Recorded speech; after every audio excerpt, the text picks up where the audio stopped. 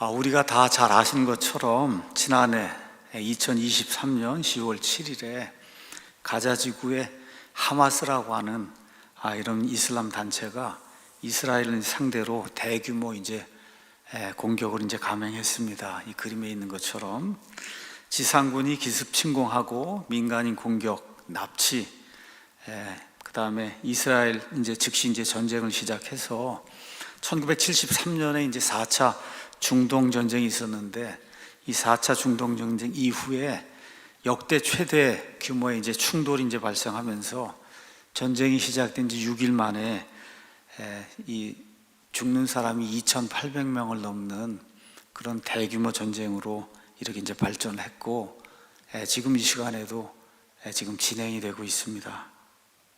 자, 이러는 가운데 그 사건이 터진 지 한 6개월쯤 지난 현지 시각으로 올해 2024년 4월 13일에 이란이 시리아에 있던 그 자국 영사관에 대한 이스라엘의 폭격, 이걸 보복하겠다고 하면서 사상 처음으로 이스라엘 본토에 공격을 가하는 그런 일을 시작을 했습니다. 이게 CNN 뉴스에 나오는 건데요. 그 다음 장 그림 가서 보시면 지난 주일에 소개한 것처럼 갑자기 교회에 오려고 하는데 조선일보에 이게 떴습니다. 가서 보니까 이란이 이스라엘의 드론 미사일 200여 기를 공격했는데 이스라엘이 99%를 막아냈다. 근데 그 이후에 하루 이틀 지나가면서 200여 기가 아니라 350여 개의 미사일과 드론을 쐈고, 이스라엘이 자체 방공망 체계인 아이언돔 이런 거 사용해서 99%를 막아냈기 때문에 피해는 상당히 미미했지만, 어쨌든 이런 이란은 멀리 떨어져 있는 나라거든요. 이따 그림을 보면 알겠지만, 여기에서 사상 처음으로 이스라엘 땅 그 본토에다가 이렇게 폭격을 가하는 이런 일이 생겼기 때문에 이스라엘이 가만히 있을 수가 없는 그런 상태에 놓여 있습니다. 그래서 지난 한 닷새 동안 하여튼 이스라엘이 보복한다 계속 그렇게 이야기를 하는데, 어떤 식으로 언제 어떻게 어디를 공격할지 사실 아무도 알지 못해서, 어저께 제가 CNN 가서 이거 준비하는 거 하기 위해서 뉴스를 켰더니 이스라엘 얘기가 그렇게 나오고 있는 거예요. 그래서 계속 가자하고 전쟁 치르면서 어떻게 이란에게 보복을 할 것인가 계속해서 이렇게 제고하고 있다. 하여튼 그래서 제가 어쨌든 목사로서 이런 중요한 일이 생겼기 때문에 어제부터 준비를 해갖고, 그래서 오늘 아침에 11시 반쯤 해서 모든 PPT를 다 만들고, 그리고 오늘 교회 일찍 올 일이 있어서 떠나려고 해서 뉴스를 봤더니 바로 그 시간에 또 조선일보에서 이스라엘이 이란 보복 공격을 시작을 했다. 이렇게 해서 아마 오늘 우리나라 같은 경우는 연합뉴스, YTN 할 거 없이 오후 내내 이란을 향해서 이스라엘이 보복했다고 하는, 공격 시작했다는 그런 내용으로 계속해서 뉴스가 나가는 것을 많은 분들이 봤을 겁니다. 우리나라도 이게 멀리 떨어진 나라의 그 전쟁이고 보복 공격이고 하지만 환율이 벌써 치솟고 석유값이 급등하고 이러다 보니까 당장 정말 우리나라에도 큰 영향이 미치는 것을 우리가 느낄 수가 있습니다. 이스라엘은 아시는 것처럼 1948년 5월에 한 2000년 이상 떠돌아다니다가 건국을 했습니다.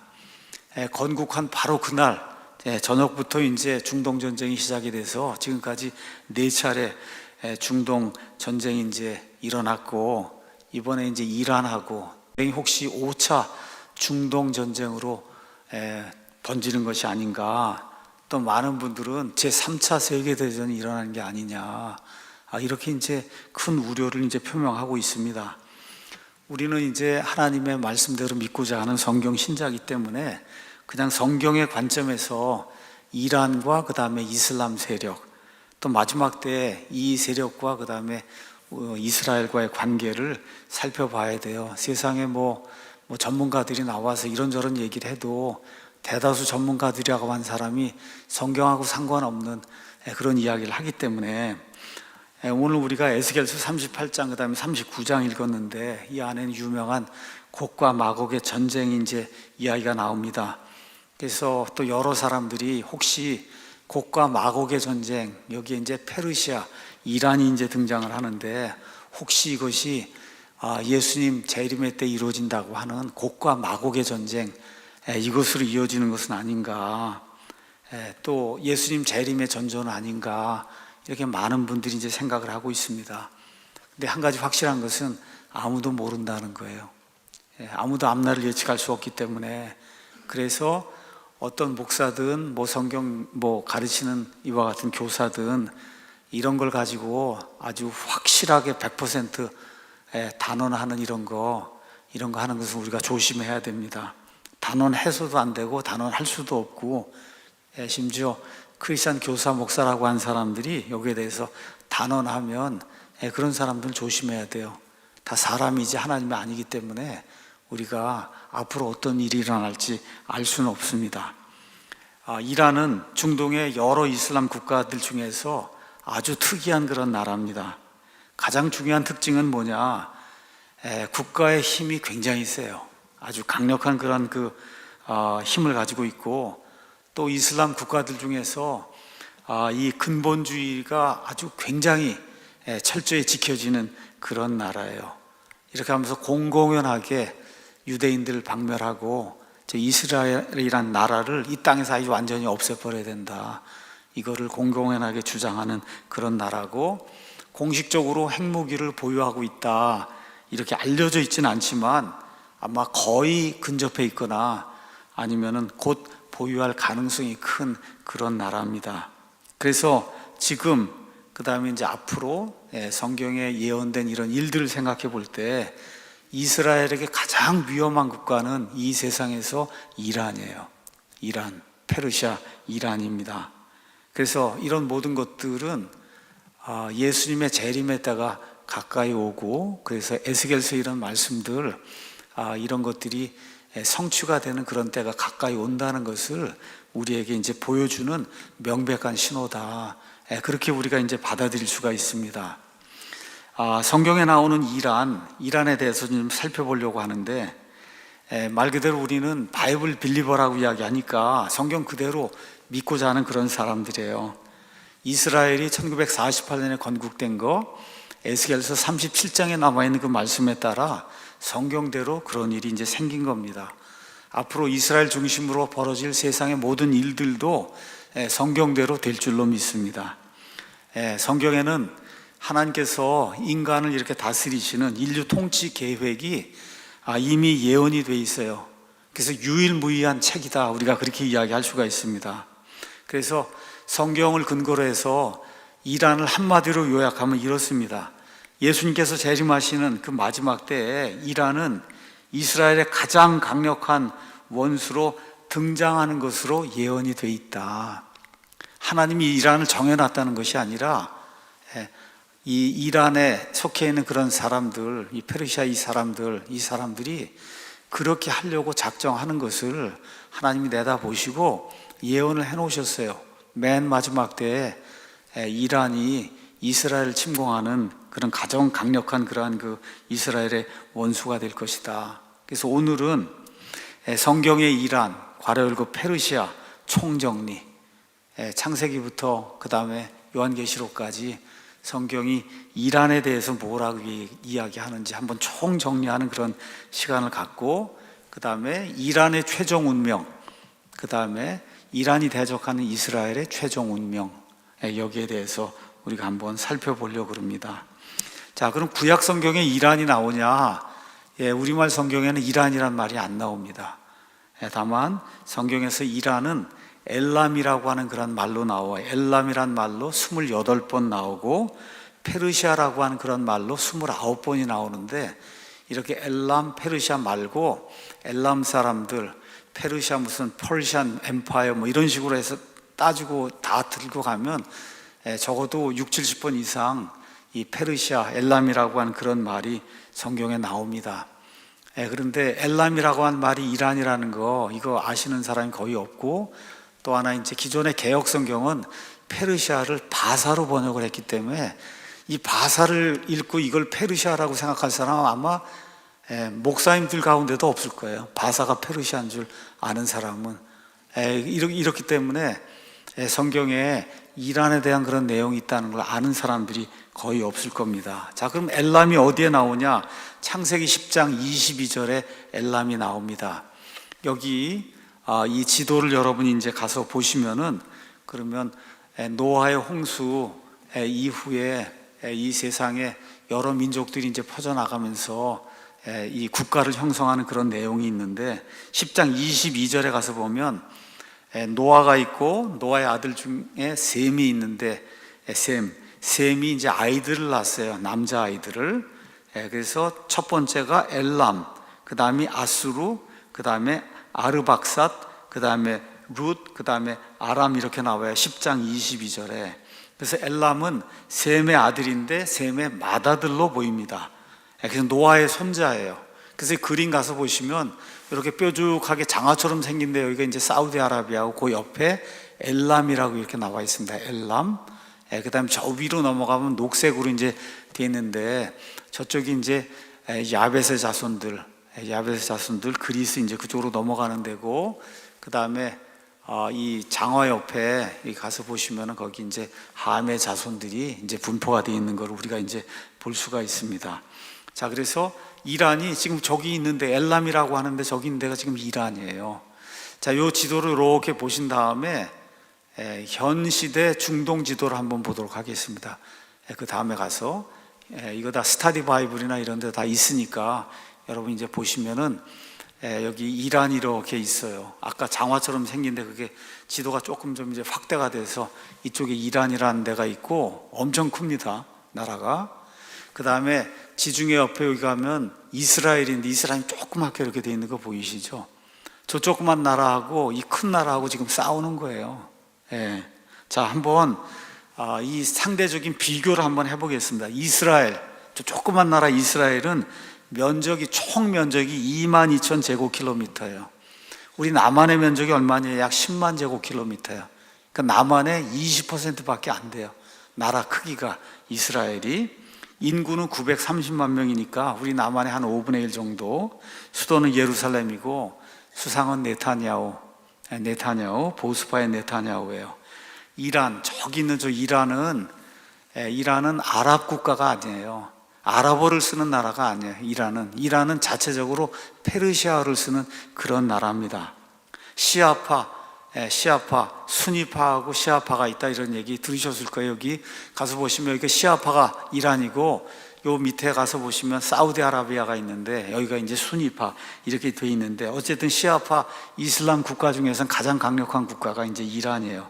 면적이 얼마냐? 174만 5천 제곱킬로미터로 면적이 세계 17위고 남한 면적의 약 17.5배, 인구는 9천만 명, 수도는 테헤란.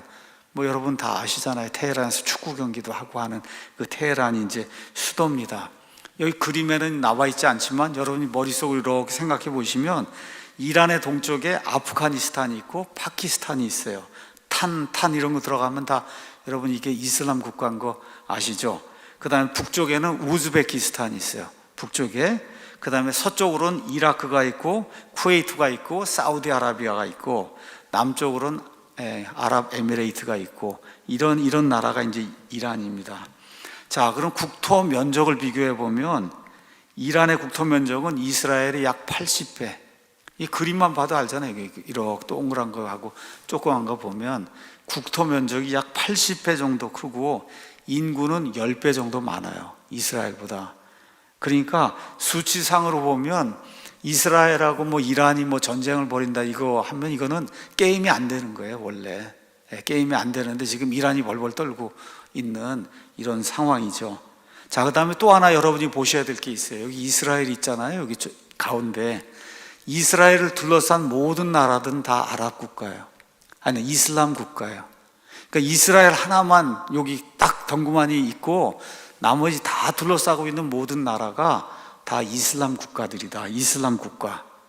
자, 그 다음 그림 한번 가서 보시면은 이 미래 일들의 이제 개요가 나옵니다. 이제 교회 시대가 우리 이제 예수님 공중 강림하시면 휴거가 이제 일어나면서 교회 시대가 이제 끝이 나고 그 다음에 7년 환란기, 이스라엘이 극도의 고난, 예수님 말씀의 표현에 따르면 창세 이후로 한 번도 겪어보지 못한 그런 극도의 고난, 이걸 당하는 이 7년 환란기가 있고, 이거 끝나고 나서 이제 천년왕국, 천년왕국 끝나고 이제 새하늘과 새 땅이 있는데, 아까 말씀드린 대로 이스라엘이 저 환란기 겪게 될 때 환란기 바로 전에 많은 학자들이 생각하기에 환란기 바로 전에 곡과 마곡의 전쟁, 1번으로 저렇게 표현해 놨습니다. 그래서 에스겔서 38장 39장에 나오는 곡과 마곡의 전쟁이 7년 환란기 바로 전에 생기지 않겠느냐, 이렇게 이제 보고 있고, 그 다음에 2라고 표현한 거는 환란기 맨 끝에 요한계시록 16장, 그 다음 19장에 나오는 아마겟돈 전쟁, 아마겟돈 전쟁. 그래서 이스라엘 땅을 향해서 온 세상 민족들이 이스라엘 치기 위해서 모이는 이와 같은 두 번의 대규모 전쟁을 겪는다고 그렇게 이제 생각을 하고 있습니다. 자, 어쨌든 뉴스를 켜면 대한민국엔 별로 이스라엘 뉴스가 나오지 않지만 이 미국에서는 매일 뉴스 켜면 트럼프 바이든 그거 하고 그 다음 이스라엘하고 맨날 그 얘기만 이제 나와요. 어쨌든 재림의 때에 이스라엘은 온 세상 모든 사람들에게 골칫거리라고 하나님이 미리 말씀해 놓으셨어요.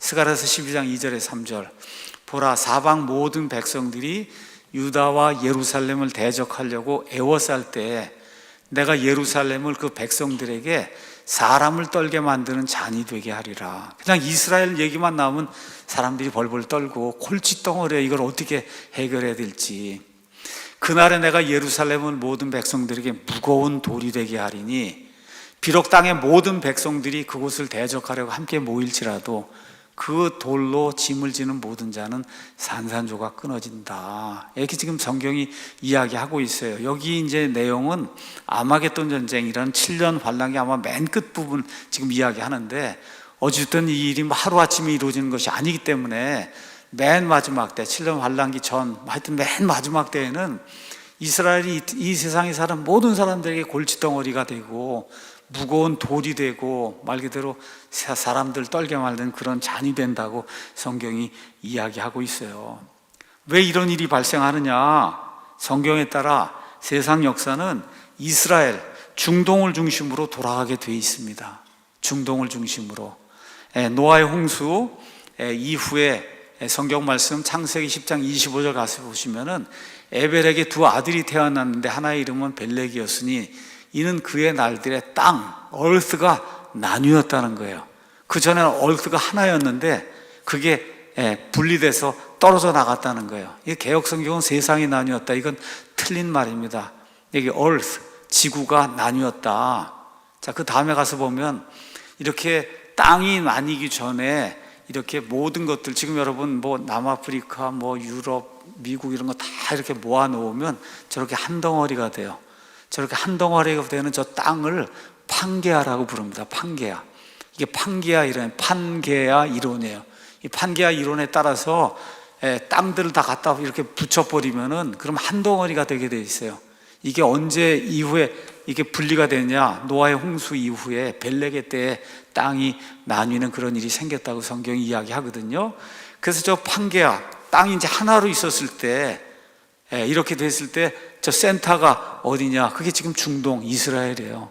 저기가 판게아의 중심이 된 그런 땅이에요. 저게 원래 지구의 중심이에요. 에덴 동산도 저기 있었고 이스라엘도 저기 있고 지금 모든 중동권 거기가 지금 다 저기 있는 거예요. 그래서 저기가 세상의 중심이고 그 다음에 역사는 저기를 중심으로 돌아가게, 그렇게 이제 성경이 구성이 되어 있습니다.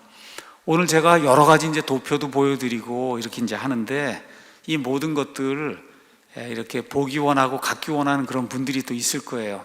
keepbible.com 네이버에 가서 성경 지킴이 여기 이제 들어가시면은 넘기시죠.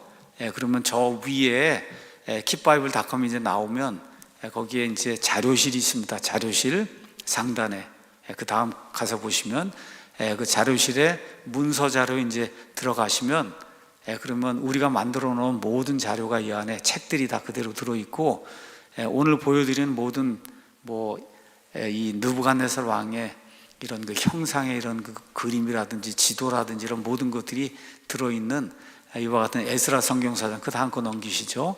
이런 책들이 이 안에 들어있어요.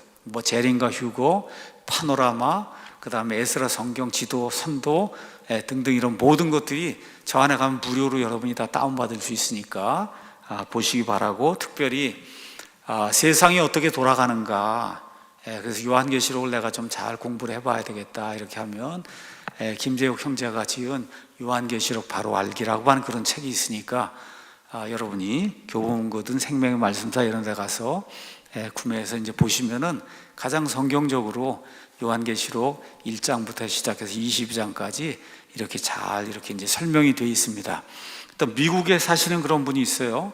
그래서 미국에서 영어를 하시는 그런 분, 이런 분은 팀 라헤이 목사님이 지은 Prophecy Study Bible, 예언 그 다음에 스타디 바이블이라고 해서 이 안에 여러 가지 도표들과 자료들과 함께 앞으로 전개될 그런 내용들이 이렇게 이제 칼라로 다 이 안에 이제 들어 있습니다. 그래서 여러분이 우리가 만들어 놓은 에스라 성경 지도 사전이라든지 팀 라이 목사의 Prophecy Study Bible이라는 이런 이제 보시면은 그럼 재림 이런 거에 대해서 잘 알 수가 있어요. 여러분 Left Behind 영화 보셨죠?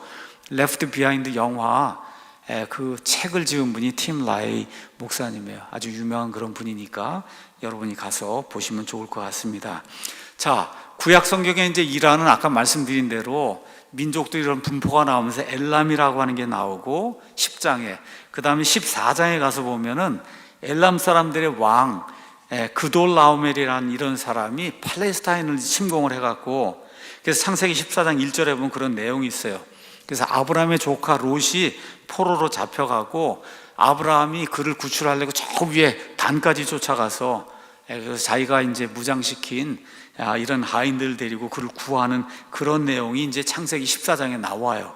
그래서 엘람 사람들의 왕 그돌라오멜이 창세기 15장에 한번 나오고, 그 다음에 이사야서 22장 6절 가서 보면 엘람 사람들에 대한 표현이 나옵니다.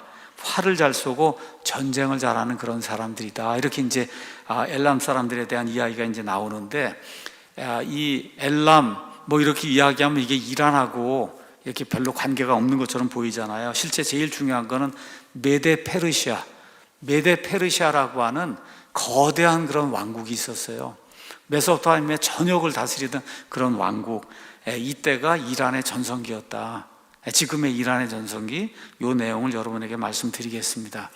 구약 성경은 한마디로 이야기하면 중동 지방 국가들 이야기예요. 중동 지방, 노아의 홍수 이후에 사람들이 여러 곳으로 이제 퍼져 나가고, 그 다음에 중동 지방, 메소포타미아 그 지방, 거기에 살던 사람들이 어떤 왕국을 형성하고 그 왕국이 이제 멸망하고 어떤 왕국이 쓰고 또 어떤 왕국이 쓰고 어떤 왕국이 쓰고 그 가운데 이스라엘이 어떤 일을 당하는가, 이런 내용이 구약 성경의 전체적인 그런 내용입니다. 그래서 여러분 아시는 것처럼 바벨탑 사건 이후에 사람들이 이제 흩어져 나갔어요. 전 세계로. 일단의 무리가 이제 메소포타미아, 지금의 이제 유프라테스 강이 있는데 이라크 있는데 이쪽으로 이제 가면서 메소포타미아 문명을 이제 형성을 하고, 이걸 보통 사람들은 수메르 문명이다 이제 그렇게 이야기합니다. 이렇게 되면서 우리가 잘 알고 있는 함무라비 법전 이런 것들을 만들었던 고대 바빌론이 주전 1800년경에 세워집니다. 주전 1800년경에.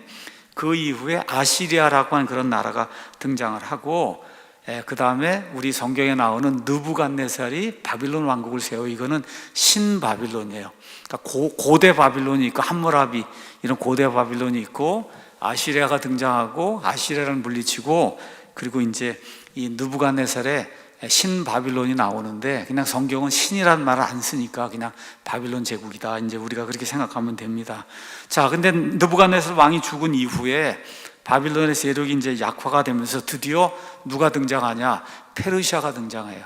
페르시아에 어떤 왕이 등장하냐? 유명한 고레스 왕이 등장을 하는 겁니다. 고레스 왕이. 그래서 BC 549년에 고레스가 메대 지방을 이제 정복을 하고, 그래서 메대하고 페르시아 두 개를 다스리는 이런 왕국을 이제 만들어요. 그 이후에 바빌론 왕국 완전히 정복하고 난공불락에 이제 바빌론 도시 하나만 남았는데 이걸 BC 539년에 이제 완전히 정복을 하고, 이렇게 되면서 536년부터 시작해서 이제 페르시아 왕국이 이 땅에 이제 존속해요. 그 당시 이 세상에서 가장 강력한 왕국이 페르시아 왕국이에요. 이 왕국이 BC 330년에 알렉산더라고 하는 그리스의 이 제왕이 등장을 해서 중동 지방의 패권을 몽땅 다 이제 차지할 때까지 약 200년 동안 온 세상은 페르시아 왕국의 지배를 받았다. 페르시아, 그러니까 느부갓네살, 바빌론, 이어 다음에 페르시아의 고레스, 페르시아가 이란이다. 여러분이 그렇게 이제 생각하시면 돼요. 그래서 이 페르시아가 온 세상을 다스리는 이런 기간에 고레스 왕이 등장을 하면서 곧바로 뭐 어떻게 해요? 유다의 포로로 잡혀온 이런 사람들 중에 원하는 사람 다 예루살렘으로 올라가라. 그래서 하나님의 성전을 져라. 이렇게 해서 유대인들의 이 포로들 가운데 많은 사람들이 예루살렘으로 돌아가는 그 일을 할 수 있도록 은혜를 베풀어 준 사람이 페르시아, 지금 얘기하면 이란의 고레스 대왕이다. 고레스 대왕. 그래서 성전도 재건하고 성벽도 이제 재건하고 이런 가운데 에스더 사건이 발생하는 거예요. 에스더 때에 하만이라는 자가 등장해서, 이것도 페르시아 왕국에서 일어난 거예요. 등장을 해서 유대인들을 완전히 멸절시키려고 하는 그런 시도가 에스더 때 일어났는데, 이 모든 게 다 페르시아 왕국이 다스리던 그런 시대, 지금식으로 얘기하면 이란이 온 세상을 지배하던 그런 시대에 이 모든 일들이 일어났다. 이렇게 이제 여러분이 생각하시면 됩니다. 이 모든 것들이 어디에 가장 자세하게 기록이 되어 있냐? 다니엘서에 기록이 되어 있어요. 세상의 왕국들, 특별히 메소포타미아 그 지역을 차지하는 그런 왕국들의 변천 내용이 다니엘서에 이제 자세히 기록이 되어 있고, 특별히 다니엘서 2장에 가서 보면 느부갓네살 왕이 봤던 커다란 그 형상이 나옵니다.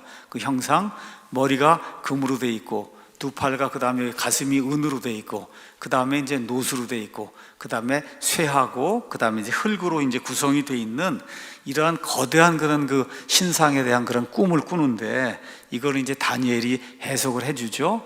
그래서 세상의 왕국이 바빌론, 그 다음에 메데 페르시아, 그 다음에 그리스, 그 다음에 로마 제국, 그 다음에 이거 붕 뛰어오면서 맨 마지막 때에 적그리스도 왕국이 등장하고, 이거를 이 사람의 손으로 하지 않은 돌이 떠갖고 세상의 모든 왕국을 완전히 쳐부수고, 그리고 홀로 국권이 영원토록 서는 하나님의 왕국이 세워지는 이런 일이 다니엘서 2장 느부갓네살 그 형상의 꿈에 이제 나타나 있어요. 그래서 거기 두 번째 부분이 가슴과 두 팔로 돼 있는데, 이거를 은 왕국이라고 다니엘서 2장 29절에 얘기해요. 그래서 이렇게 두 팔이 있단 말이에요. 두 팔은 두 개의 왕국 혹은 두 민족을 나타내, 메대하고 페르시아. 메대하고 페르시아. 근데 성경 가서 보니까 바빌론보다는 영광이 못하다고 이제 그렇게 기록이 돼 있어요. 자, 그 다음에 7장에 또 가면은 이번엔 그 네 개의 왕국, 바빌론, 메데 페르시아, 그 다음에 그리스, 로마가 이번엔 짐승으로 나타납니다. 이 그림에 가서 보면 네 마리 짐승으로 나타나는데, 사자, 곰, 표범, 그리고 무엇라고 표현은 되어 있지 않지만 무섭고 두려운 짐승, 로마 제국을 그렇게 표현하고 있어요. 그래서 메데 페르시아는 두 번째 짐승 곰으로 이제 7장에 이제 표현이 되어 있고, 다니엘서 이제 8장에 가서 보면 다니엘이 또 다른 환상을 보고 또 마지막 때 일을 보는 그런 내용이 그 안에 기록이 되어 있습니다. 자, 그래서 8장은 바빌론 제국 이후에 이제 등장하게 될 메데 페르시아, 그리스 왕국, 그 다음에 적그리스의 왕국을 보여주는 그런 내용의 말씀들이 가득 차 있습니다. 자, 우리 가서 한번 잠깐 다니엘서 말씀을 잠깐 보도록 하겠습니다. 다니엘서 8장에 가서 보니까 2절에 이렇게 돼 있어요. 내가 환상 속에서 보았노라. 내가 그것을 볼 때 엘람 지방의 수산궁에 있었다. 엘람이 페르시아라고 이야기했습니다. 수산이 페르시아의 수도예요. 수도. 바빌론 당시에 미미한 도시였지만 나중에 가서 보면 이 엘람, 페르시아의 수도가 된 이와 같은 도시 이름이 수산 아니면 수사 이렇게 이제 표현이 되어 있습니다. 자, 3절 4절 가서 보니까 그때 내가 눈을 들어 보니 보라 강 앞에 두 뿔 가진 순양 한 마리가 서 있는데 그 두 뿔이 높이 자랐더라. 그러나 한 뿔이 다른 뿔보다 더 높이 자랐고 더 높이 자란 것은 나중에 났더라. 그래서 두 뿔 메데 페르시아, 나중에 난 게 페르시아. 내가 보니 그 순양이 서쪽과 북쪽과 남쪽을 향해 밀어붙이므로 어떤 짐승도 그 앞에 서지 못하였고 그의 손에서 구출할 수 있는 자가 없었으므로 그가 자기 뜻대로 행하며 크게 됐다. 이렇게 되면서 고레스 왕에 대한 그런 표현이 이제 나오는데 20절에 아주 구체적으로 나옵니다. 내가 본 두 뿔 가진 순양은 메데와 페르시아의 왕들이다. 그냥 성경을 해석하니까 이건 제 말을 하는 게 아니에요. 이렇게 다 표현이 돼 있어요. 자, 그래서 고레스라고 하는 이런 왕이 이 메데 페르시아를 하나로 통합을 해서 그래서 이 메소포타미아 전역을 다스리는 이러한 강력한 왕국을 형성할 것이라고 성경이 이제 이야기를 하고 있는데, 여러분, 고레스는 페르시아 사람이에요. 오늘 우리가 이란 이야기하니까 이란 사람이에요. 고레스가 이란 사람. 그래서 1970년경에 이란이 고레스 탄생 2500주년 기념행사 이런 걸 가졌어요. 고레스 탄생 2500. 그 고레스의 영광을 우리가 다시 한번 회복을 해봐야 되겠다. 이라크 사람들은 어떤 영광을 회복하려고? 느부갓네살의 영광. 이라크는 느부갓네살의 영광, 바빌론, 그 느부갓네살, 이라크, 이거 느부갓네살의 영광을 회복해야 되겠다. 이란 사람들은 우리는 고레스의 영광을 회복해야 되겠다. 이렇게 이제 생각하면서 그런 기념 행사를 갖고 이제 이렇게 이제 하는데, 고레스는 페르시아 사람이에요. 이란 사람이에요. 대언자 이사야는 이미 180년 전에 고레스의 이름을 기록했습니다. 고레스가 등장하기도 전에 이사야서 44장 28절에 가서 보시면 고레스가 등장해요. 고레스라고 한 사람이. 그러면서 고레스를 목자요 기름 부음 받은 자로 이렇게 부르고 있는 것을 이사야서 44장 28절, 45장 1절, 하나님의 일을 집행할 자. 고레스는 하나님을 믿지 않는 사람이었는데도 불구하고 하나님의 일을 집행하는 그런 사람으로 하나님이 부르심을 주신다 하는 그런 내용이 그 안에 기록이 되어 있는데, 고레스가 무슨 일을 해요? 바빌론의 포로가 돼서 잡혀간 유다 사람들, 너희가 원하면 다시 예루살렘으로 돌아가서 그래서 성전을 짓고 나라를 건설하라고 하는 그 일. 고레스가 하나님 믿지 않았음에도 불구하고 하나님의 뜻에 따라 그런 일을 진행을 했기 때문에 고레스를 하나님의 기름 부음 받은 자라고 성경이 이야기를 하고 있습니다. 자, 그래서 에스더기, 그 다음에 느헤미야기 전반부는 페르시아 시대에 일어난 일을 기록하고 있는 거예요. 자, 그래서 이 페르시아 이 시대 에스더기에는 왕의 이름이 아하수에로라고 나오고, 그 다음에 느헤미야가 돌아가서 성벽을 지을 수 있도록 그렇게 만들어줬던 페르시아 왕의 이름은 아닥사스다 이렇게 이제 나오고, 그 다음에 돌아가서 이 학개하고 그 다음에 스가랴 이런 사람들이 독려해갖고 그래서 성전을 져요. 그래서 스룹바벨 성전을 짓습니다. 이때 그 페르시아 왕의 이름은 다리오예요.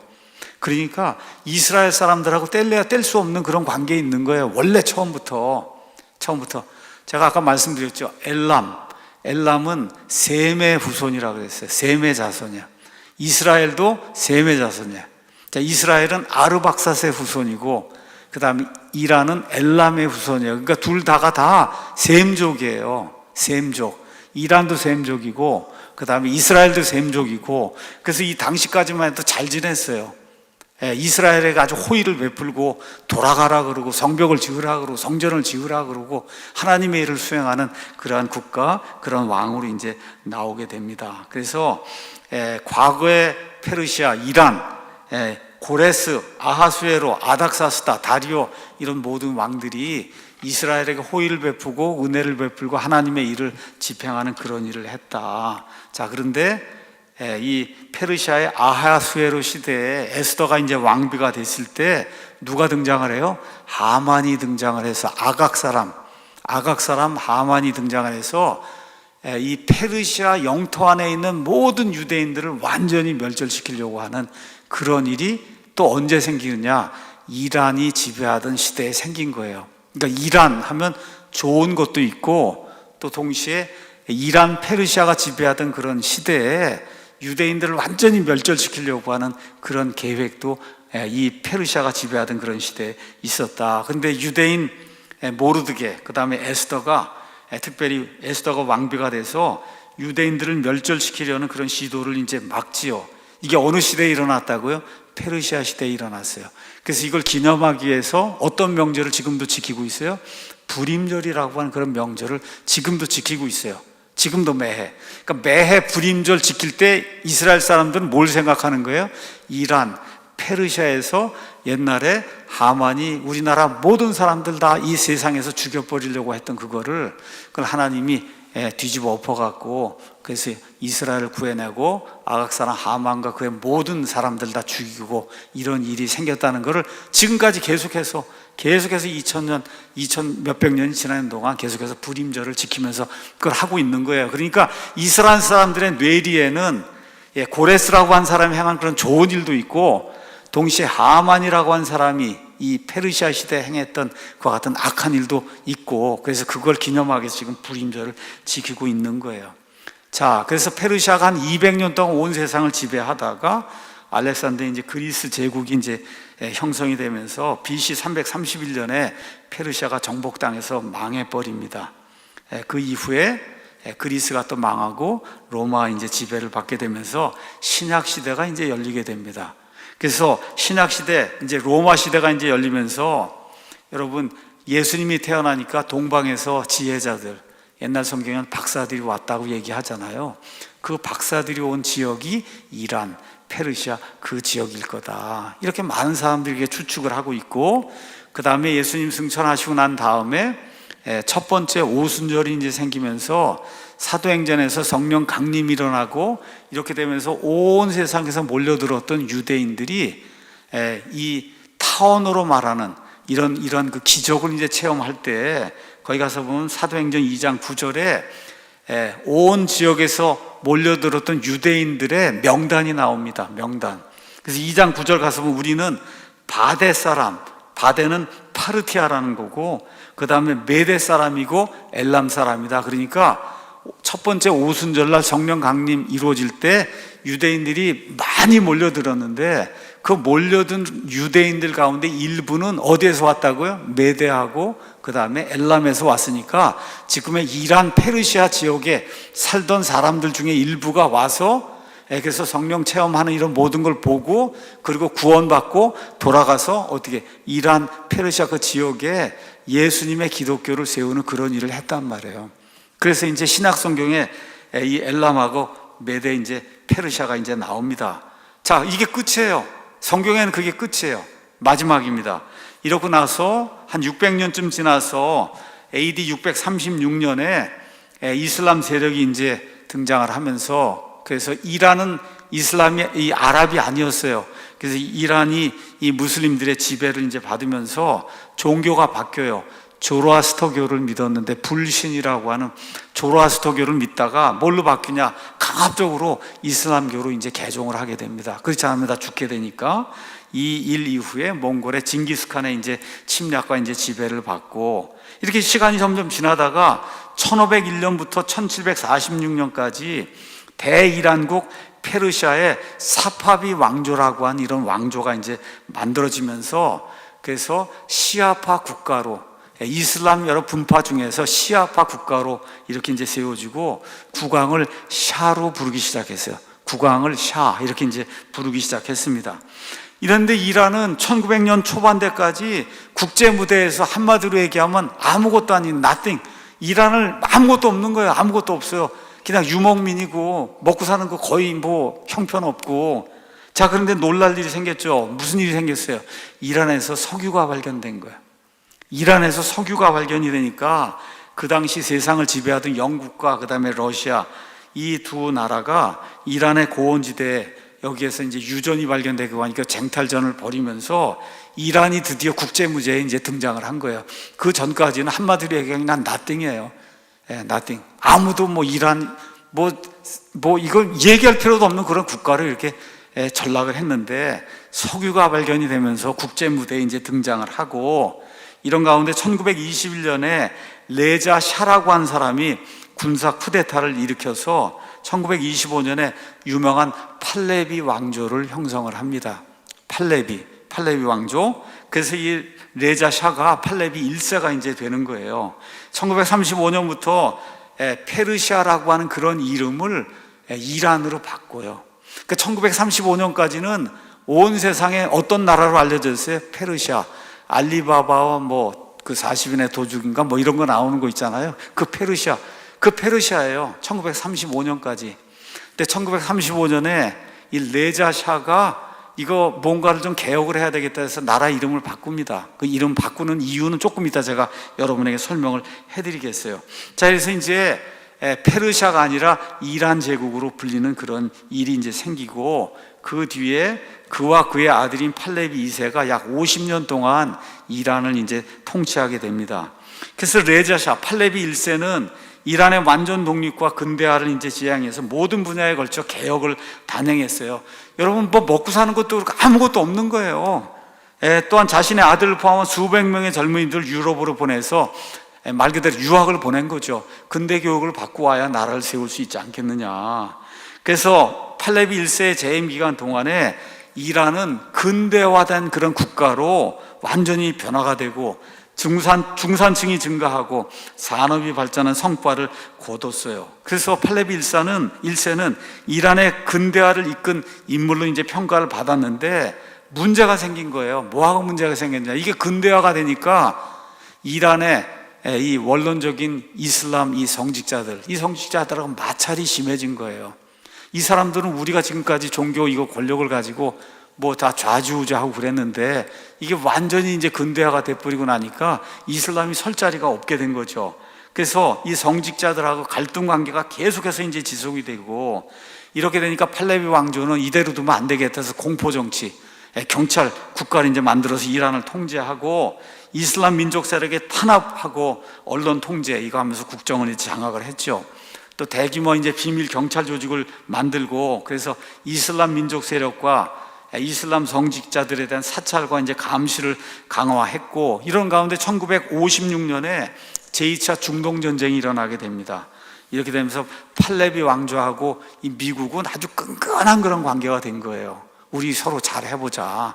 이렇게 이제 돼갖고 미군이 이란 땅에 주둔하게 된 거예요. 지금 대한민국 땅에 미군이 주둔하는 것처럼 이란 땅에 미군이 가서 주둔하고, 이렇게 되면서 중동 지역에서 소련을 견제하는 그런 역할을 이 이란이 해주게 된 거예요. 1956년 그 이후에. 근데 1963년에 팔레비 왕조가 농지 개혁도 하고 여성 참정권도 하고 이래서 국정 대개혁을 이제 강행을 했고, 이렇게 돼서 이제 석유도 이렇게 땅 이제 갖다 팔고 이래 갖고 경제 개발 계획을 수립을 하고 이제 실행을 했어요. 근데 이렇게 하다 보니까 돈이 많이 들어오고 서구 사회에 자꾸 이렇게 모든 게 개방이 되고 그러니까 서구적인 국가 정책, 문명의 개혁이 반발을 불러온 겁니다. 특히 이슬람 성직자들의 갈등이 극에 달했고, 그래서 팔레비 왕정에 반대하는 시위가 매일같이 이제 발생을 한 거예요. 근데 1970년대 중반에 이르러서 팔레비 왕조가 경제 정책에 실패하게 됩니다. 석유만 팔아갖고 그걸 다 뭘 하려고 하는데 이게 잘 되지 않은 거예요. 이렇게 되니까 결국 팔레비 왕조는 유명한 아야톨라 호메이니 아시죠? 그 무서운 할아버지가 이제 등장을 해갖고 1979년에 이슬람 혁명에 의해서 이란이 무너져 버립니다. 1979년 45년 전에. 그래서 어디로 돌아가냐? 7세기 이란으로 돌아간 거예요. 여러분, 7세기 이란의 이 원리주의 그 이슬람 체계로 이란이 1979년에 아야톨라 호메이니의 혁명에 의해서 돌아가게 된 거예요. 자, 이란으로 왜 이름을 바꿨냐? 이 팔레비 1세가 여기 가서 보면 아리아니즘이라는 게 있는데, 이거는 아리안 인종주의입니다. 아리안 인종주의. 이거는 이 팔레비 1세가 가만 보니까 우리 이란 사람들, 인도 사람들은 우수한 사람들이라는 거예요. 인종적으로 우리는 우수한 사람들이다. 아리안이라고 하는 그 말 자체가 그게 우수하다, 그렇죠? 고귀하다, 이런 걸 뜻하는 거예요. 그래서 원래 우리 인도, 이란 이런 사람들은 아리안족이야, 우리는. 그래서 아리안족이 아닌 사람들, 이 사람들보다 월등히 우리는 뛰어난 사람이다. 이렇게 이제 하면서 아리안주의, 여기에서 이름이 이란이라고 하는 그런 이름으로 바꾸는 이와 같은 수술을 이제 단행하게 되는 거죠. 이러면서 우월감을 나타내면서 반셈족주의를 하게 된 거예요. 반유대인주의. 근데 여러분, 이거를 누가 수입을 해요? 20세기에 나치 독일이 이걸 수입을 해갖고, 그래서 우리가 아리안 인종이다. 우리 독일 사람들이 가장 우수하고 고귀하고 나머지 아리안족이 아닌 사람들은 이게 형편없는 사람들이다. 거기에 대표적인 사람이 누구예요? 유대인이에요. 그래서 아리안 종족주의, 이거를 실현하기 위해서 목표로 삼은 게 유대인들이에요. 그래서 유대인들을 600만 명이나 죽이는 그런 일이 아리안 종족주의에 의해서 이제 발생을 하게 되거든요.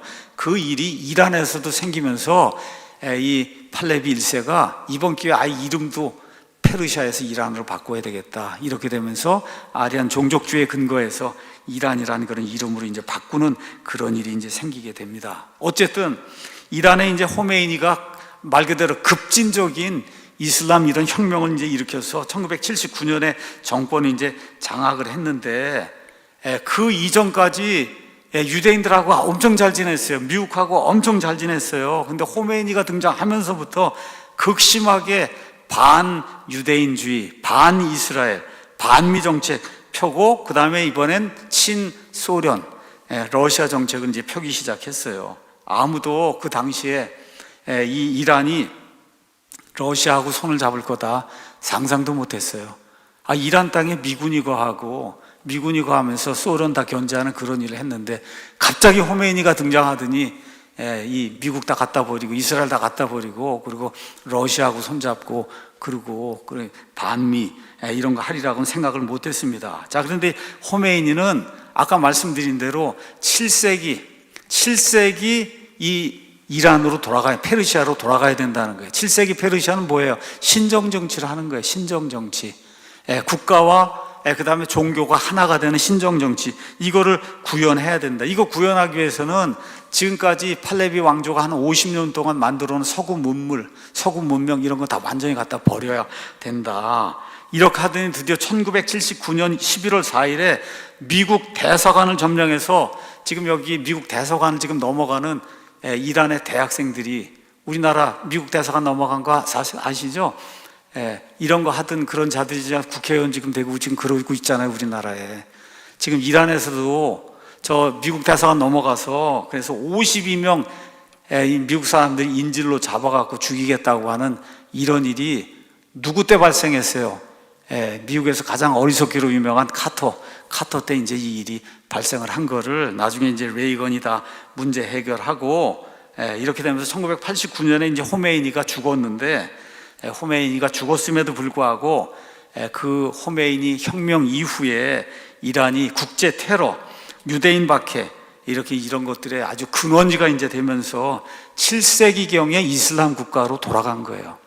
지금 20세기에 사는데 1400년, 300년 전으로 돌아가서 신정정치를 구현하는 그런 나라로 완전히 나라가 뒤바뀌는 이런 일이 이제 발생을 한 겁니다. 이렇게 되면서 국제 이슬람 테러 조직을 이제 만들어서 지하드, 성전, 거룩한 전쟁을 해야 된다, 이런 거를 하면서, 여러분 레바논에 있는 헤즈볼라 이런 모든 것들 지금 뭐 하마스도 그렇고 다 뒷배가 이란이라고 모든 사람들이 다 알고 있잖아요. 그 돈 다 대주고 하는 그런 일들 하면서 현 시대의 거의 모든 테러는 호메이니에게서 유래되었다고 보는 그런 견해가 많아요.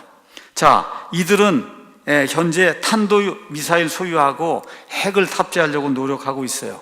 또 대륙간 탄도미사일 ICBM이라는 거 지금 이란이 소유하고 있는데, 누가 이 기술을 다 줬냐? 러시아가 이 기술을 다 줘서 이걸 만들었어요.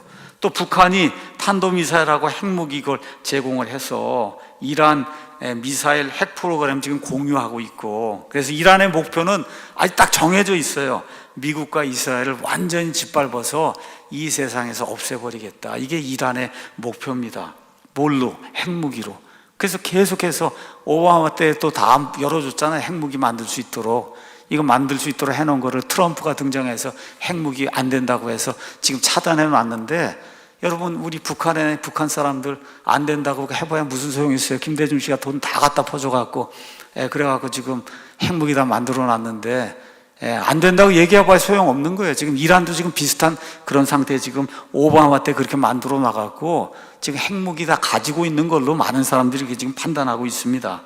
그래서 오래전부터 핵무기 제조하려고 노력했고, 이 기술을 어디서 제공했을까요? 북한에서 제공했다. 이것도 다 알려진 그런 사실이에요. 그래서 미국의 대통령들이 이란하고 북한을 악의 축이라고 부르는 거예요. 악의 축. 이런 악한 일들을 이제 도모하기 때문에. 자, 그럼 왜 이런 일이 생기느냐? 호메이드 등장 전까지는 이란이 미국과 그 다음에 유대인들에게 매우 우호적이었어요. 근데 호메이드 등장한 이후부터 한 45년 전에 그냥 하루 사이에 이스라엘 대적하는 가장 큰 원수, 미국을 대적하는 가장 큰 원수로 그냥 180도 돌변하는 그런 일이 이제 발생했습니다. 말씀드린 대로 원래 그런 게 아니었어요. 자, 이스라엘이 1948년 5월에 국가를 세웠어요. 국가를 세웠는데 아랍 국가들이 인정을 하지 않습니다. 이스라엘을 국가로 인정하지 않아요. 근데 2년 뒤인 1950년에 제일 처음 한 기가 터키가 인정을 하고, 두 번째로 누가 인정을 했냐? 1950년에 이란이 인정을 했어요. 이란이 이스라엘을 국가로. 그 상당히 우호적인 그런 상태로 지냈어요. 경제 외교적으로 협력해 왔어요. 다 미국을 추종하는 그런 국가였기 때문에. 그래서 1960년대, 1970년대에 이란하고 이스라엘의 우호 관계는 최고 절정에 이르렀어요. 그 당시 왕이 팔레비 2세가 통치하면서 이란 상상도 못한, 지금 상상 미니스커트, 여자들 다 미니스커트 입고 청바지가 유행하던 그런 나라였어요. 1960년대, 1970년대. 지금 상상도 못하잖아요. 이거 히잡 쓰고 눈만 가리고 지금 이러고 다니고 있는데, 45년, 50년 전에는 이란에 있는 여자들이 미니스커트 입고 다 청바지 입고 그러고 다니던 그런 시절이 있었다. 그래서 아주 개방적인 그런 사회였어요. 그래서 이스라엘하고는 종교만 다를 뿐 별반 차이가 없었어요. 이스라엘에도 청바지, 미니스커트 다 이렇게 자유로운 그런 국가니까 그렇게 됐고, 이란도 역시 마찬가지로 그런 국가였어요. 종교만 하나는 이슬람, 하나는 유대교, 이거 빼고는 차이가 하나도 없었는데, 이 두 나라가 인적 교류도 활발하고, 이런 가운데 심지어 이스라엘이 이란의 미사일 개발을 도와주는 그런 일도 있었어요. 친미 국가니까 두 개가 다 같이 협력을 해보자 이래갖고, 그렇게 되니까 또 이란이 이스라엘에 석유를 또 공급해 줬어요. 이스라엘 석유가 안 나니까 그 당시에만 해도. 이 정도로 서로 가깝게 지내던 이런 나라였는데, 말씀드린 대로 79년에 호메이니가 이제 등장을 해갖고 세속주의 팔레비 왕정을 무너뜨리고 이슬람 근본주의 신정국가 체제를 구축하면서 두 나라 관계는 완전히 단절되고, 그러면서 이 최대의 원수 관계로 발전되는 이런 것이 이제 발생을 했죠. 그래서 미국을 최대적으로 호메이니가 규정을 하고, 이스라엘은 또 뭐라고 얘기하냐? 이스라엘은 이슬람의 적이고 미국이라는 큰 사탄 옆에 있는 작은 사탄이다. 미국이 큰 사탄이고 그 옆에 이스라엘이라는 작은 사탄이 있는데 둘 다 완전히 박멸해야 된다. 호메이니가 이제 그렇게 주장을 했습니다. 자, 이렇게 이제 되면서 45년이 지난 거예요. 지나면서 그냥 계속해서 대통령들이 등장을 하는데, 엄청나게 과격한 이슬람 과격분자들이 다 대통령으로 이제 등장을 하면서, 지금의 이란은 어느 시대의 이란이냐? 과거 페르시아 시대에 에스더가 왕비로 있을 때 하만이 이스라엘을 완전히 멸절시키려고 하던 그 시대의 이란이에요. 지금이. 이해하시겠죠? 그런 시대가 지금 된 거예요. 그래서 호메이니 이후부터 이란의 대통령들은 이스라엘 멸절, 그 다음에 미국 멸절하는 게 최대의 목표라고 이렇게 이제 공언하는 이런 일이 이제 생기기 시작했습니다. 자, 제가 아까 뭐라 그랬어요? 왜 갑자기 45년 전에 왜 갑자기 180도 상황이 이렇게 반전이 되면서 이런 일이 생기느냐? 그냥 성경대로 말씀드리면 성경의 예언을 이루기 위해서, 다른 거 없어요. 성경의 예언을 이루기 위해서. 마지막 때에 이스라엘이 1948년 5월에 저 하나님이 말해준 저 가나안 땅에 이제 들어가게 됩니다. 근데 여전히 불신, 거의 99%가 여전히 하나님 믿지 않아요. 안식일 지키고 뭐 율법 지킨다고 그러게 하는데, 실제로 하나님 믿는 사람 거의 없어요. 텔아비브에서는 매해 전 세계에서 제일 큰 동성애 집회가 열리고 여전히 예수님 반대하고 예수님 메시아가 아니라 그러고 있어요. 고집이 세고 말을 듣지 않습니다.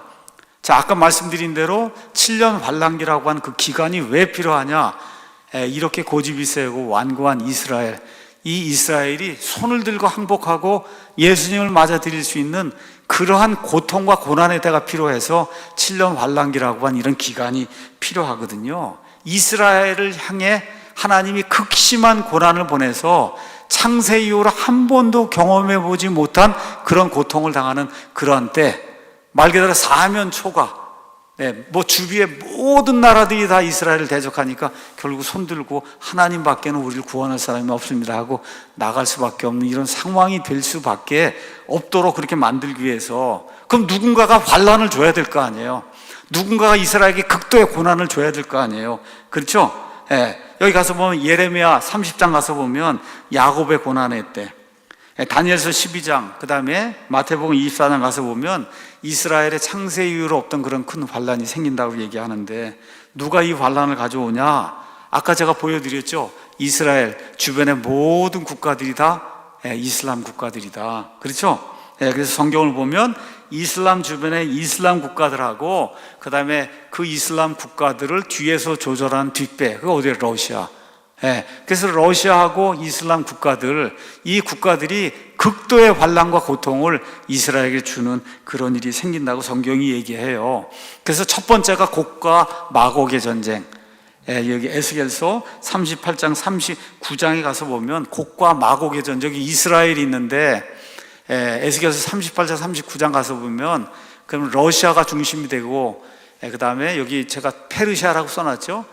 에스겔서 38장 5절에 가서 보면 분명히 페르시아가 등장해서, 그래서 터키하고 페르시아, 도갈마, 저 위에는 이 도갈마 이런 나라가 터키인데, 이게 곡과 마곡, 러시아하고 이 루스하고 이거 연합을 해갖고 그래서 이스라엘을 대규모 침공해오는 그런 일이 에스겔서 이제 38장에 기록이 되어 있습니다. 시편 83편에도 이런 내용이 기록이 되어 있고, 자, 그래서 에스겔서 38장 2절에 곡과 마곡, 메색 두발, 이건 러시아하고 터키, 그 다음에 5절에 가서 보면 페르시아하고 리비아는 저 옆에 저기 배틀 오브 고겐 마곡 위에 저 붓이라고 쓴 데 있는데 거기가 리비아예요. 지금 리비아입니다.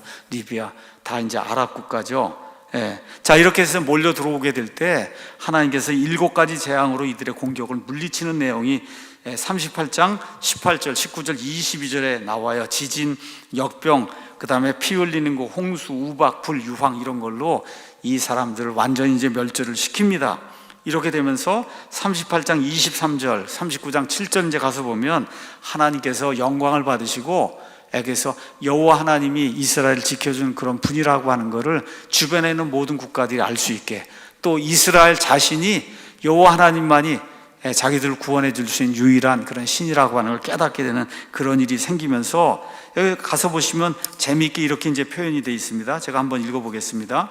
에스겔서 39장 28절, 여기 가서 보시면은 맨 마지막에, 그때 그들이 내가 주 자기들의 하나님 곧 자기들을 이교도들 가운데서 포로로 끌려가게 하였으나 자기들 땅으로 자기들을 모으고, 이스라엘이 2000년 동안 세상에 쫓겨다니면서 포로 생활했는데 이 사람들을 모으고 다시는 자기들 중 하나도 거기에 남겨두지 아니할 자인 줄 알리라. 내가 다시는 내 얼굴을 그들에게 숨기지 아니하리니 이는 내가 내 영을 이스라엘 집에게 쏟아붓는다. 그래서 이 내용이 요엘서 2장에 있는 것처럼 하나님의 영이 충만하게 이스라엘 온 육체에게 임하는 그런 일, 이거를 사도행전 2장에서 베드로가 요엘서를 인용하면서 얘기하는 그런 일이 맨 마지막 때 이스라엘에 이제 발생한다, 성경이 이야기하고 있어요. 그래서 요엘서 2장 28절, 그 다음에 스가랴서 12장 10절, 사도행전 2장 33절에 나오는 하나님의 영이 충만하게 이스라엘 백성에게 부어지는 이런 일이 곡과 마곡의 전쟁 그 이후에 특별히 천년왕국에 들어가는 이스라엘 향해서 일어난다. 어찌됐든 지난 45년 동안 이란은 반 이스라엘 세력의 중심이고, 앞으로 이제 곡과 마곡의 전쟁이 이제 생기게 되면 거기에 중심 세력이 이란이라고 성경이 이야기하는데, 에스겔서 38장 39장 말씀에 따라서 곡과 마곡의 전쟁에서 러시아와 터키와 함께 완전히 패망하는 그런 나라가 이란이 된다고 성경이 우리에게 이야기하고 있는 거예요. 자, 그러면 왜 이란이냐? 굳이 왜 이란이냐? 이것과 관련해서 다니엘서가 우리에게 아주 귀중한 그런 정보를 제공해 줍니다. 여기 가서 다니엘서 10장 가서 보시면은 10장에는 우리 보통 잘 알고 있는 다니엘의 21일 기도하는 그런 내용 여러분 아시죠? 그래서 자기 민족을 이제 미래가 어떻게 될지 걱정하고 그러면서 기도하는데 하나님이 천사를 보냅니다. 다니엘서 가서 보시면 한번 가서 우리가 한번 볼까요? 다니엘서 10장 잠깐 보겠습니다. 다니엘서 10장의 14절 가서 보시면은 이렇게 이제 말씀이 기록이 되어 있습니다. 이제 내가 마지막 날들에 내 백성이 일어날 일을 내게 깨닫게 하려고 왔는데, 그래서 하나님이 천사를 보낸 거예요. 다니엘의 이 백성에 대한 미래 일들을 알려주기 위해서. 그런데 어떻게 됐냐? 13절에 이 천사가 가려고 하는데 가서 보니까 페르시아 왕국의 통치자가 21일 동안 나를 막았으나 가지 못하게 하는 거예요. 유대인들에게 전해질 말씀을 가지고 이 천사가 가서 다니엘에게 지금 말씀을 전하려고 하는데 21일 동안 페르시아 왕국의 통치자, 페르시아 전역을 덮고 있는 어떤 나쁜 영, 이 영이 21일 동안 나를 막았어요. 그래서 이 천사의 힘으로는 저 페르시아 왕국의 저 통치자, 저 영을 이길 수가 없는 거예요. 그러니까 누가 등장하냐? 우두머리 통치자 중 하나인 미가엘이 등장을 해갖고, 그래서 그 천사를 도와줘갖고, 그래서 내가 거기서 페르시아 왕들과 함께 머물러 있었다. 이렇게 되면서 미가엘이 등장해서 그 천사를 도와갖고 페르시아 왕국을 덮고 있는 그 엄청난 큰 그런 그 세력의 그 영, 이거를 물리치고 다니엘에게 와서, 그래서 그 천사가 앞으로 일어날 이런 일을 다니엘에게 알려주는 그런 내용이 그 안에 기록이 되어 있습니다. 자, 이렇게 되면서 12장 또 가서 보면 1절에 맨 마지막에 유대인들이 엄청난 고통을 당해요. 7년 환란기 후반부에. 그때 내 백성의 자손들, 유대인들 위에 서 있는 큰 통치자 미가엘이 일어나요. 그러니까 미가엘은 요한계시록 12장에 있는 것처럼 이스라엘 백성을 돕는 그러한 통치자예요. 하나님의 많은 천사장이 있는데 이 가운데 미가엘이 이스라엘 돕는 그러한 그 천사장으로 성경에 이제 기록이 되어 있습니다. 그래서 여기 나와 있는 이 내용은 뭘 얘기하는 거냐? 영계에서 전쟁이 있었다는 거예요. 하나님이 천사를 보냈는데 마귀의 엄청나게 큰 힘을 가진 그런 어떤 존재, 페르시아 전체를 덮고 있는 그런 그 존재가 나타나서 가지 못하게 해서, 그림 가서 보시죠. 그 다음 그림 가서 보시면 이런 전쟁이 우리 눈에는 보이지 않는 이런 전쟁이, 그래서 성경 가서 보시면 The Prince of Persia 이렇게 돼 있어요. 이거를 바사 국군, 우리 개혁 성경에는 바사 국군으로 돼 있으니 이걸 어떻게 이해하겠어요? 바사 국군이 나를 가지 못하게 했다. 페르시아의 통치자, 페르시아 통치자, 이거를 누가 나타나요? 미가엘이 등장을 해서 이걸 쫓아내고, 이렇게 해서 21일 만에 저 천사가 와서 다니엘에게 말씀을 전하는 그런 내용이 나옵니다. 그래서 미가엘은 이스라엘 보호 천사인데, 전반적으로 볼 때 종말의 때 페르시아가 이스라엘을 대적한다는 이런 내용이 성경에 기록이 되어 있어요. 명백하게 어디에 기록이 되어 있냐? 예레미야 49장에 기록이 되어 있습니다. 예레미야 끝부분에 가면 이스라엘을 둘러싼, 유다를 둘러싼 그 주변에 있는 여러 나라들에 대한 예언의 말씀이 기록이 되어 있습니다. 49장 34절부터 이제 보시면, 이것은 유다 왕 시드기야가 통치하기 시작할 때 엘람을 대적하여 대언자 예레미야에게 임한 주의 말씀이다. 엘람이 여기 이란, 페르시아예요. 군대들의 주가 이같이 말하노라. 보라, 내가 엘람의 활, 곧 그들의 힘에 으뜸되는 것을 꺾을 것이요. 맨 마지막 때에 엘람의 힘에 으뜸이 되는 것, 많은 사람들이 이거 핵무기라고 봐요. 지금 이란이 소유하게 될 그런 핵무기, 어쩌면 핵무기. 이렇게 돼서 이걸 꺾어버리고, 또 하늘의 네 지역에서 네 바람을 엘람에게 가져오고 그 모든 바람을 향해 그들을 흩트리니, 그래서 이 이란 사람들이 온 세상으로 흩어져 나가는 그런 일이 생겨서 엘람에 쫓겨난 자들이 가지 아니할 민족이 없다. 세상 모든, 이스라엘이 온 세상 모든 나라에 쫓겨난 것처럼 맨 마지막에 엘람이 이스라엘 대적하다가 그래서 온 세상으로 쫓겨난다. 내가 엘람을, 이란을 그들의 원수들 앞과 그들의 생명을 찾는 자 앞에서 놀라게 하며 해악을 그들에게 가져오되 곧 나의 맹렬한 분노를 가져오고 그들의 뒤로 칼을 보내어 마침내 그들을 소멸시키리라 주가 말하노라. 이렇게 돼서 맨 마지막에 이스라엘 대적하다가 이란이 이제 멸망을 당하는데 하나님께서 나중에 또 이들을 다시 그 나라로 불러 모으는 그 내용이 이제 38절 39절에 나옵니다. 내가 나의 왕좌를 엘람에 세우고 왕과 통치자들 그곳에서 멸하리라 주가 말하노라. 하나님이 직접 이란을 물리치신 그런 내용하고, 그러나 마지막 날들에 내가 엘람의 포로된 자들 다시, 이스라엘의 포로된 자들 다시 데려오는 것처럼 다시 그들을 데려다가 나라를 만들겠다고 하는 이런 내용의 말씀이 그 안에 기록이 돼 있어요. 그래서 성경 전체를 가서 보시면 맨 마지막 때 이스라엘을 보호하는 미가엘이 등장을 하는데, 왜 미가엘이 등장을 해요? 이스라엘을 멸절시키려고 하는 그런 그 영의 세력에 의해서 세상의 모든 민족들이 몰려 들어오는데 그 중에 대표적인 게 엘람, 이란, 페르시아라고 지금 성경이 이야기를 하고 있다는 거예요. 자, 결론의 말씀 이제 드리겠습니다. 성경은 예언을 담은 책이에요. 이란과 이스라엘에 대해서도 명백한 예언의 말씀이 주어져 있어요.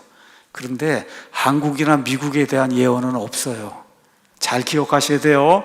한국이나 미국, 영국에 대한 예언은 없습니다. 다 이스라엘과 이스라엘 주변에 대한 이런 국가들에 대한 그런 예언만 있으니까, 그런 거 참 요새 유튜브도 가서 보면 이 미국의 무슨 예언자가 총선에 대해서 뭐라고 얘기했다고 이런 쓸데없는 그런 이야기들, 이런 것들을 수십만 명씩 보고, 그 여자 있잖아요. 누구죠? 이름이? 가짜 그런 사람들이 등장을 해가지고, 미국에 있는 사람이 무슨 총선에 뭘 봤다 그러고 예언을 하고 그래요. 그거 다 가짜예요. 그래서 미국이나 한국에 대한 예언은 없고, 이스라엘 주변에 있는 이런 그 아랍 국가들 특별히 여기에 대한 예언이 성경에 들어있어요. 근데 중요한 건 뭐냐? 하나님의 예언의 말씀은 정확한 거예요. 근데 기억하셔야 돼요. 하나님이 이란을 그렇게 정해놓은 게 아니에요. 이란이 저렇게 하는 거를 보시고 하나님이 예언해 놓으신 거예요. 이걸 잘못 이해하시면 안 됩니다. 가론 유다를 또 하나님이 정해놔갖고 가론 유다가 예수님을 팔았다, 이게 아니에요. 가론 유다가 판 거예요. 그 일이 일어날 수 있도록 하나님이 그냥 이렇게 하면서 모든 걸 주관하시지, 그 사람이나 그 국가가 그런 일을 하도록 하나님이 정해놓는 그런 일을 하지 않으신다.